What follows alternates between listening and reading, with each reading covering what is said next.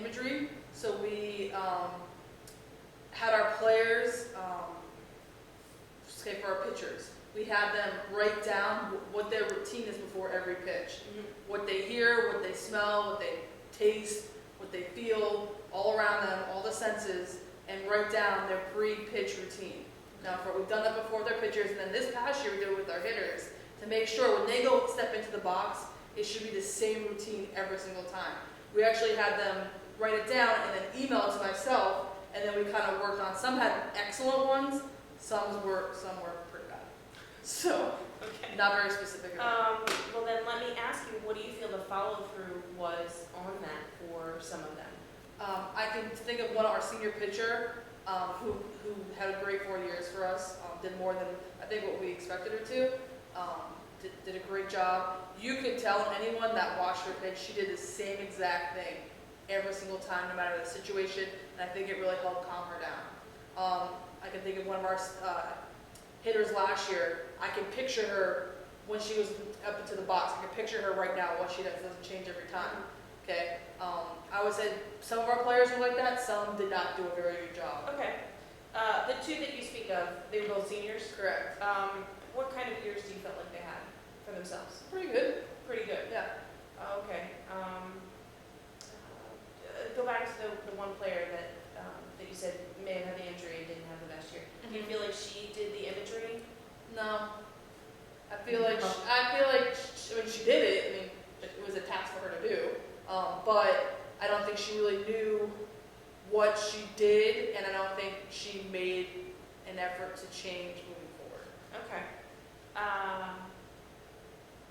Let me tell you some of the things. Some of the things I'm hearing are, relaxation would be excellent for your team. And knowing the sport myself and knowing what you're talking about with imagery and developing routines, obviously that would be excellent. Routines do help calm you down. And knowing what that routine is for you is key, because if you don't, you can't calm yourself down. You're doing something different every time. Focus, drills to help them be able to, click in and bring it to, the exact moment. Because obviously in your sport, things happen, there's a play, maybe there's an error, maybe it's an out, regardless of what it is, they need to be able to put it behind them and focus to the next moment, and they can't affect, one thing to the other. And the other thing that's very different about, softball and baseball in general is that, there's actually a transition between the two aspects of the game, being offense and defense. Absolutely. And they have to be able to put one behind them, to move to the next one. And I would even go so far as saying there's probably a third aspect, which is just the involvement when they're not, because once you go on offense, it's really one at a time, unless you're a base runner, and then, that adds to that aspect as well. So I would think that focus drills would be something that we would like to incorporate. And in thinking about this, are these things that you feel like the team would be open to doing? I know you said they're going to be very young. Certainly, if I were to start something like this with your program, I'd want to do it, in a team setting to start. Maybe in more of a classroom setting at the beginning, although I'll be honest with you, I feel like the more we could be in your setting, which being the field, maybe even the dugout at times, that would help bring it, to a more realistic fashion for them, where they can start using those techniques where they're comfortable, which would be on the softball field. Yeah. So a day when we're talking about relaxation, maybe we're actually doing it in the outfield grass. Maybe they're laying on the bench in the dugout. Who knows? Wherever they can get themselves comfortable. And obviously, like I said, I did play some softball, so I'm familiar. You do still have a fall season? Correct. Can you kind of give me the progression of your year? Yep. They come back when school starts. We have a fall season. It's pretty short. We play a couple games. I think we have 6 scheduled this year. And then we move into middle of October to winter break. We do conditioning lifting. It's a pretty tough time of the year for them. We lift 3 times a week. We work them out pretty hard. They do some softball stuff, some individuals, but it's mostly just hard work and kind of busting their butt. And then they go for winter break, they come back, and then we get going right away, and we start playing in February. So. What I think then, my thought would be, and this would be, what I would suggest, certainly we can modify that to however would fit with your team. But in the hopes of being collaborative with you and making you as much a part of the process as I am, I would like to, start in the fall with them and start with those team sessions and give them more information. Because, just like you speak to the one player who tried the imagery but maybe didn't grasp the concept. If I can give them the background of, why is stress harmful to performance on the field? Why is it so important to focus moment to moment to moment? Just the general knowledge of why that's important, I think then leads them to, okay, well, how do I get better at that? And those would be the first couple sessions, and then we move into, after, a couple weeks, maybe an hour this week, an hour next week, talking about some of that stuff and giving them some examples of how I've worked with teams in the past, so they kind of get a feel like, okay, she's done this before. The next week, we may do one of those outfield sessions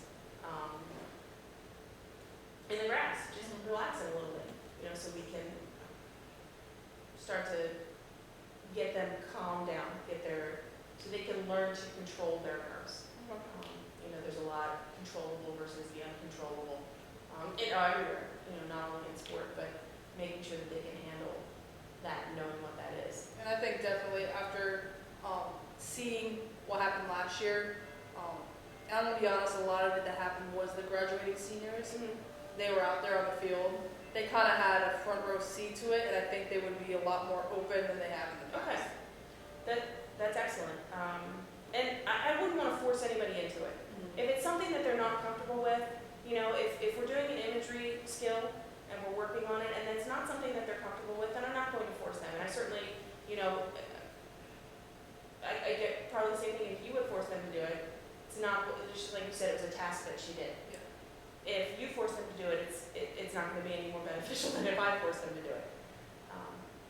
But hopefully we can get, the leaders of the team on board so that it's something that, the underclassmen, and certainly with freshmen, they're young and ready to mold anyway, so let's hope it wouldn't take as long for them to get on board with what we're doing so that they see the progression. And, as you talk about going into your off season and it being tough, I can see, probably some of it stems where you're trying to work in some of that mental toughness that they're going to need to really have developed by the time they hit, their season. And we can work specifically in that time on things they can do for positive self-talk and ways to get them through, those tougher lifts, those tougher runs, things that they're going to struggle with, that if they can push themselves through that, well then, hey, once I get to, spring and it's a, 13-inning game against, our biggest foe, then hopefully they see that as easy at that point.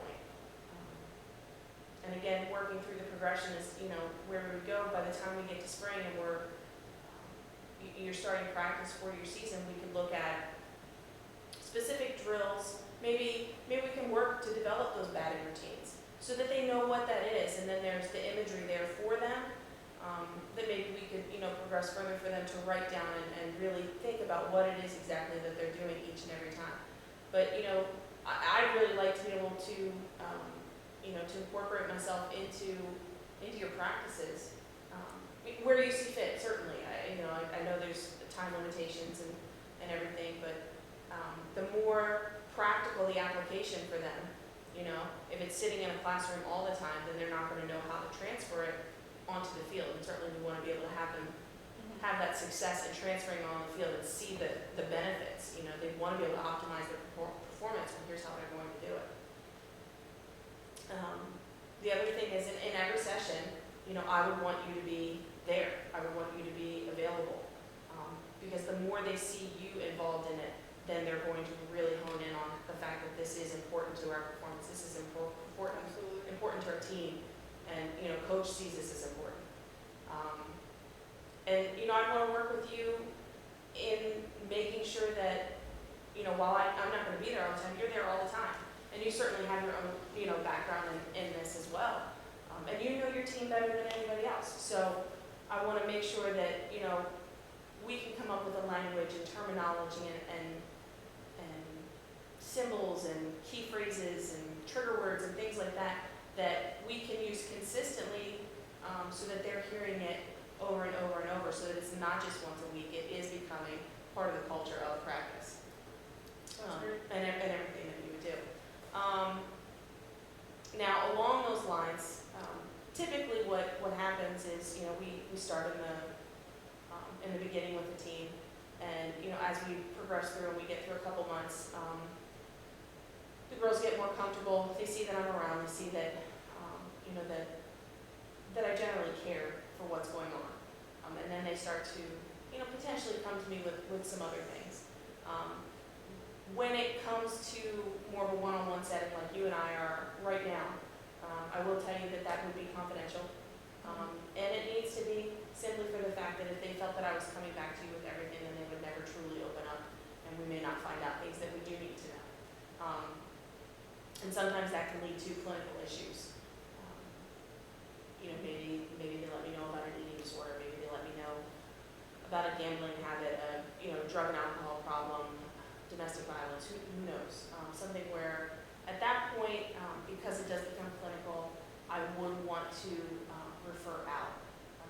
And basically I like to be proactive on that end. If I see a kid who may be struggling with their eating, and I'm sure you've probably come across it many times with your team, if you see somebody who's eating habits, they don't necessarily have a problem yet, but they're struggling with something, maybe body image, things like that. We will want to be proactive and have a network already together with a nutritionist. Maybe there's a psychologist that already works with the university, maybe somebody that you've used before with your program, a tutor, if they're really struggling with something,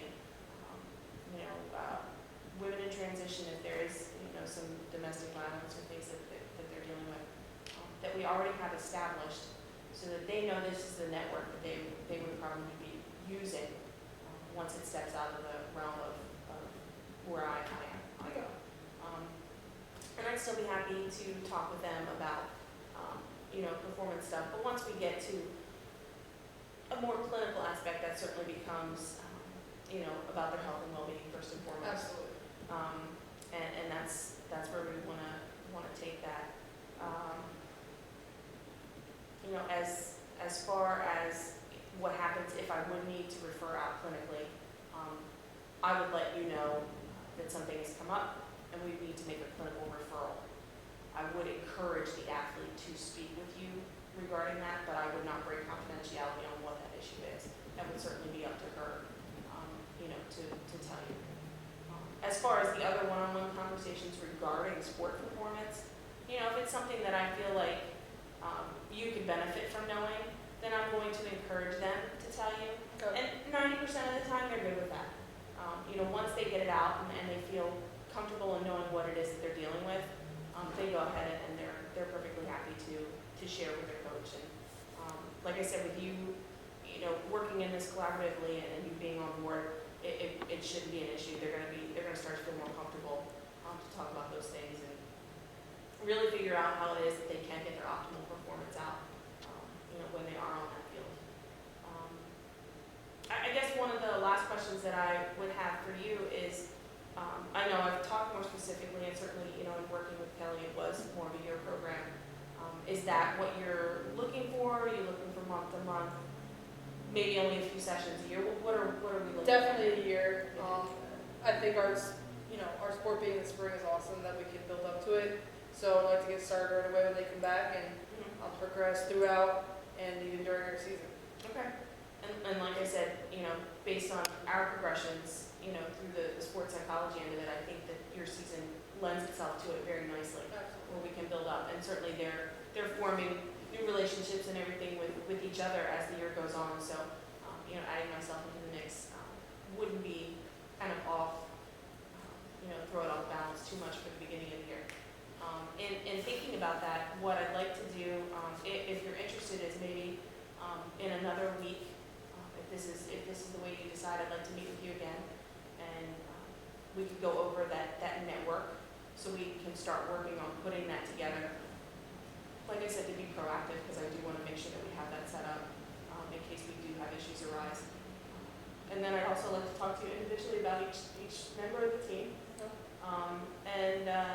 you know, just to get a little history on them, and one, and help me put a face to a name, so I'm a little more familiar with them off the bat, and you know, two, just to get a little bit of an idea of their history, you know, as a player for your program, and as a student athlete, you know, how are their grades, and we can go from there. And you know, it's the summer, so it definitely gives me time to catch up a little bit on the history of the program, do my own homework, and make sure that I'm ready to go for the fall as well. Do you have any other questions? Nope. No? All right. Well, I feel like we've had a great conversation, and I'm really excited to start working with your team, and I look forward to setting up our meeting for next week. Great. All right. Very nice to meet you. Nice to meet you too. Thanks for your time.